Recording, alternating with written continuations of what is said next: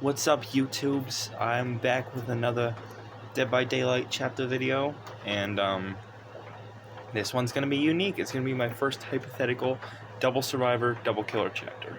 Since, The Evil Within is the chapter I'm doing today. So, no build up today for some reason. And to do the Evil Within, they just got too many cool monsters to not have it. So first off, let's start with the map. The map's gonna be a hard one, since, the obvious one, I feel, would be the Asylum. But we already have a map like that, so I just didn't really want to go with that one. So I think my contenders, and I'll put pictures up, is either the mansion area, where you get the lore about Ruvik. Sorry, I stepped on a remote.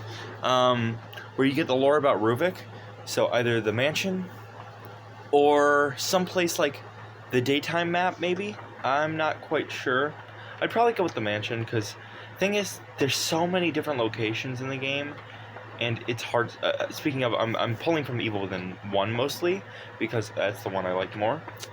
Now, for survivors, I think it should be Kidman, which personally isn't the one I'd play out of the two, but she's got a couple different, outfits you could choose from. I'll put those on the screen as I'm talking, probably some text to, make me look stupid.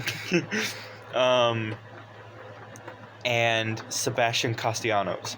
He has great customization potential because you've got his main outfit from The Evil Within 1, you've got his trench coat outfit, and you've got his outfit from the second game. I think those two are just the obvious picks, and if it wasn't a double chapter, I would go with Sebastian since he's more, iconic. But you could also have a skin for Kidman that turns her into Myra, his wife from the second game. Now killer, this is where it gets interesting. I would have it be a double killer thing. Laura and the Keeper. For those who don't know, here's a picture of Laura. Here's a picture of the Keeper. So Laura, I would imagine, would play a lot like Alien. Since her weakness is fire, you could have some kind of fire device like the flame turret, but make it mechanically different, of course. Some kind of fire. Like maybe you could have a fire trap. Like you put it on the ground, and kind of like a trapper trap at Survivors. But for Survivors, sorry. You put it on the ground, and she comes anywhere near it, flames come up. She screams, she gets blinded, or maybe she gets sent back to a different teleport, like the Onryo, or something like that.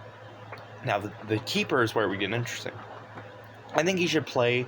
He's what be my personal pick if you can't do a double survivor, but because it's hypothetical, I'm doing a double killer, double survivor. He would play a lot like Pyramid Head and Trapper, since, for those who don't know, he uses traps. When you step on him, your legs get coiled around with barbed wire. His power would be the bleeding.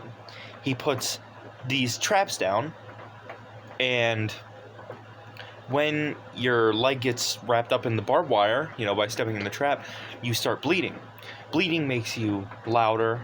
It would make you, easier to find. But it would also cause the side effect of haste. So you run a little bit faster, but you're a lot easier to track because he is a vicious hunter.